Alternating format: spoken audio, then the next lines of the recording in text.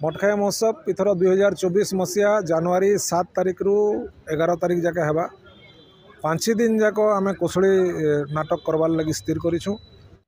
जनवरी 7 तारिख रु 11 जनवरी 5 दिन धरी चलिबा मठखाई महोत्सव। मठखाई महोत्सव पाई समस्त प्रस्तुति चूड़ांत सीमारे।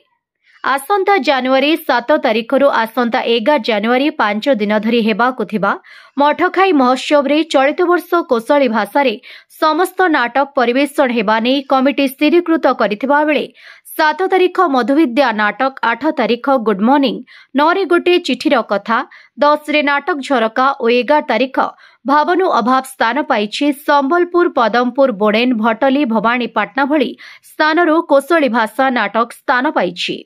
तेबे चलित वर्ष मठखाई महोत्सव 15तम महोत्सव रे पदार्पण करिछि, जहा कमिटी चलित वर्ष सबु वर्ग सह सर्वस्तरीय सर्वसाधारण को आमंत्रण करिछि। तेबे आज मठखाई महोत्सव कमिटी और भूमिका मिलित आनुकूल्य रे स्थानीय युधिष्ठिर मिश्र आईन महाविद्यालय परिसर रे मठखाई महोत्सव रो साधारण परिषद बैठक सह सांबादिक सम्मेलन अनुष्ठित होई जाइछि।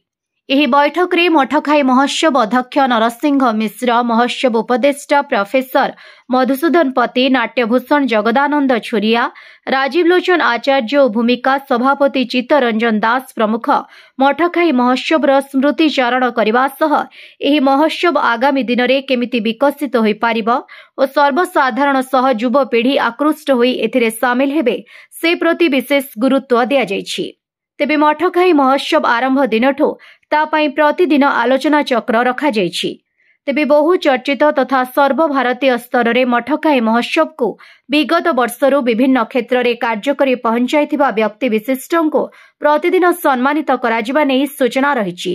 प्रत्येक वर्ष लेकिन ये वर्ष भी मठखाई महोत्सव पालन होगा जाउछि जनवरी 7, 8, 9, 10, 11 दुनिया वर्ष मान जनता विभिन्न राज्य अणा जाऊला विभिन्न भाषार नाटक यार किसी व्यतिक्रम हवा एवं 5 दिन जाक कौशली नाटक देखा तार संगे संगे कला प्रदर्शन करवा लगी स्थानीय लोक को सुजोग दिया।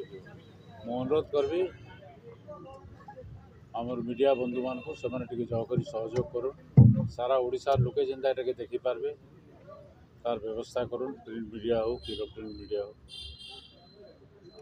समस्त सहयोग कामना कर जेन माने ये कौशली नाटक के आहरी उच्चा के नहीं थे जीवन काल भितर से दिवंगत हो गले न समान को आम इना सम्मानित करमा समान ना मंच के उत्सर्गीकृत करमा जेन माने विभिन्न कार्यक्रम रे आमर ई अंचल ना के सर्वभारतीय बा विश्व स्तर रे पहुँचेछन ताहांको आम इना सम्मानित करमा।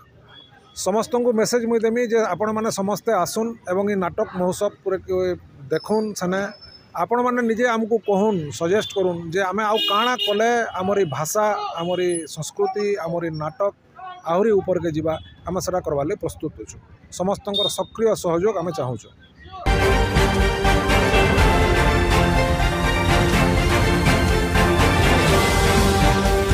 ब्यूरो रिपोर्ट खबर खुलासा।